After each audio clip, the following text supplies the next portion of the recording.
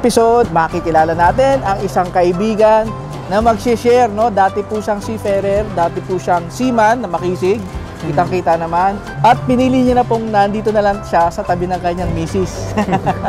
Kaya marami siguro reklamo si misis. Papakilala muna natin siya. Ako nga po pala si Aldrin Hendrix A. Hernandez. Nakatira po sa Amadeo, Cavite, dito po sa South.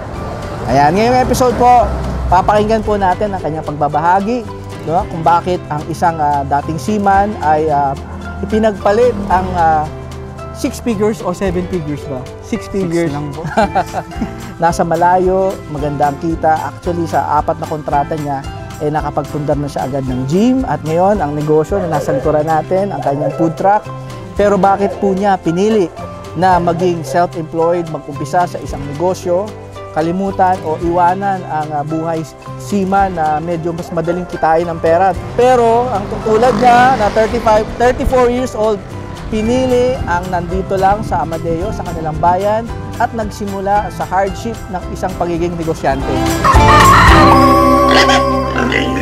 Don't forget to like and subscribe. Magandang hapon po. Ako po si Aldrin Hendrix A. Hernandez. Nakatira po sa Amadeo, Cavite, dito sa 026 Crisanto M. de los Reyes Avenue, Amadeo, Cavite. Nag-start yung business ko 2020 during the pandemic. Wala pa siyang pangalan nung una, dinala lang siya dito ni fabricator natin na eto nga pala, shoutout kay Sir Roy Bon Imperial ng Rizal. Nagkamap ako sa hinihila kasi siya, tapos tigilan nyo, which is pull over, mapapahinto ka para yun, break, merienda. Yung menu natin ay binubuo ng, actually snack lang siya. Sa rice meal, shawarma rice. Then sa snack po is shawarma pita, shawarma fries, nachos. Then meron din tayong takoyaki, meron din tayong burger. Meron tayong milkshake, saka coffee. Hot and cold coffee po. Kakalat lang natin sa gilid. Ako na rin nagluto. Tapos, sinison ko lang ng salt, pepper, laga, then cut, then i-freezer ko na siya. Natutunan ko na, ako na lang, mas mura din kasi. May supplier ka? Dati may supplier. During ordinary days o regular days, nandito lang po siya sa tapat lang po ng bahay namin. So, pag may event po kami, usually dito lang sa Cavite, pero nung season, malakas yung holiday season, malakas po yung ating events. Marami pong events sa mga iba-ibang lugar, kagaya ng yan, sa Alabang po. Naimbitahan po tayo dyan, Phil and Best. Sa regular day, dito lang po tayo sa bahay, sa Amadeo po. First event ko kasi is parang bike race, tapos motor shows, car shows. Nakilala na rin po sa Gentry, yan, sa mga karating na bayan po. Yung mga event po natin sa Toyota Silang, marami na rin po sa Alabang. Dito lang po recently yung Genpack. So actually, malapit nga lang po kami sa Tagaytay. Yan po ang mga venue ng mga garden wedding. So available din po ang ating food truck para po sa outdoor. Pwede rin pong i-set up ng indoor. So during events po, meron po tayong crew na hina-hire. Sila po part-time lang. Meron akong 2 o isang kasama. Usually, kapag regular days naman, wala pong event, ako lang po mag-isa. So, kinakaya naman po. Ako set up, ako ang service, ako po ang hila, ako po ang closing. Yun po.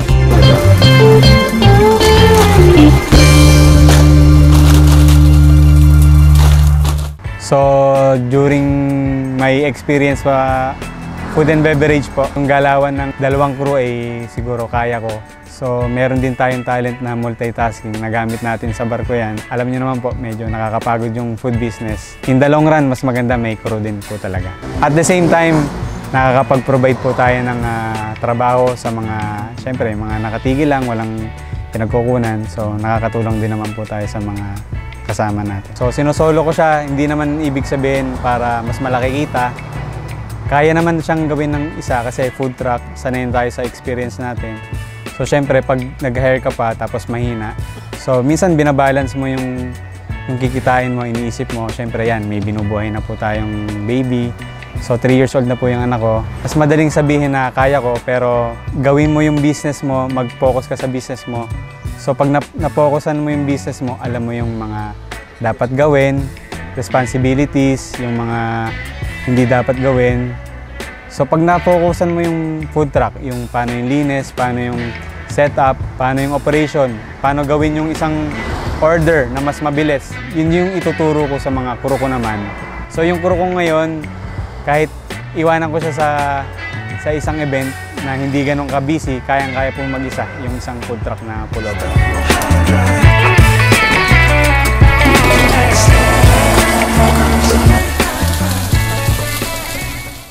So dito po sa negosyo natin, pullover, so kung i-compare natin sa nasa cruise ship tayo, although malaki po talaga sa cruise ship, sa barko, napakagandang opportunity. Kahit baka nga po pwede akong bumalik, pwedeng hindi rin po. Pero ang difference po niya is sa food truck po, nandito sa Pilipinas, ikaw ang boss, pwede mong gawin, pwede kang mangarap on the same time kung anong gusto mong gawin sa business mo, gusto mong mag-expand. Sa barko po, nakapokus ka lang sa trabaho. Sa barko, may ibang boss na pwedeng ito lang gagawin mo, tuturo sa'yo. Kung iisipin mo, mas malaki pa yung pwedeng maging kitain kaysa sa barko. Sa family naman, bro, ang difference niya, more time sa family, nakikita mo silang lumaki, kahit hindi ganun kalaki yung kita, enough lang sa kabubuhay, makakasurvive naman. So, sufficient naman siya na binibigay ni Lord sa atin. Nandito sa kapiling ng pamilya natin.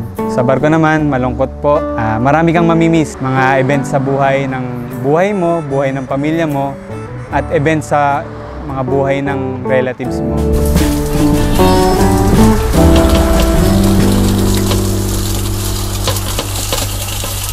Hit lang to, hit.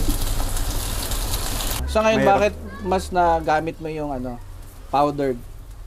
Ano siya, hindi nasisira. Mabilis gawin.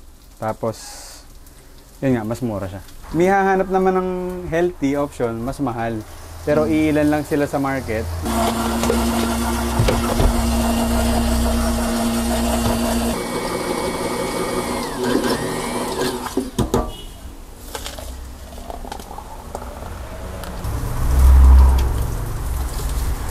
No problem.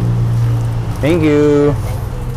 Doing this business po sa pullover, ang mahirap po dito sa tingin ko is manpower. So pag sinolo ko lang po kasi ng sinolo to, although maganda, mabilis, efficient, pero sa gantong business po, sa food business, kailangan meron ka talagang kaagapay sa manpower kasi matrabaho po siyang negosyo yung food business po Magko-consume talaga siya ng time para kailangan mo mapag-isipan saan siya ipopwesto kasi para sa akin po, number one is location sa gantong business. Although na move naman siya, bonus na lang po yun, may mga event tayo na nahihilaan siya. Kinukuha po natin yung ating raw ingredients, which is pipino, kamatis, sibuyas. Dito po sa mga may-ari ng farm. Yun po, natutulungan po natin yung mga farmer natin paano mabibili yung mga product nila. So, isa po yung food truck, yung pinupuntahan po ng mga produkto nila. So overload tayo ngayon. Ito yung kanyang shawarma fries. Ito daw yung kanilang best seller. Kitang-kita nyo naman yung serving, napakalaki. Takoyaki at syempre ay ang kanilang tacos. So lalantakan na natin to. Baka tirahin pa na iba. Ito yung shawarma. May repolyo, may kamatis, may mga condiments siya. May gulay, may lettuces.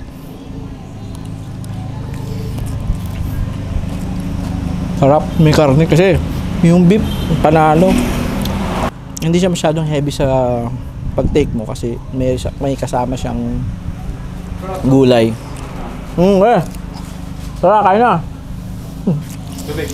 Grabe, sarap. Siguro dapat gusto mo yung ginagawa mo. Kasi nga po ay galing nga po ako sa food and beverage industry, sa mga hotel. Nagtrabaho po ako. So, feeling ko yun po ang aking gift, yung mag-ano po ng service sa ibang tao through food and beverage. At the same time, yun nga po, kumita rin po ng pera para sa family. Merienda.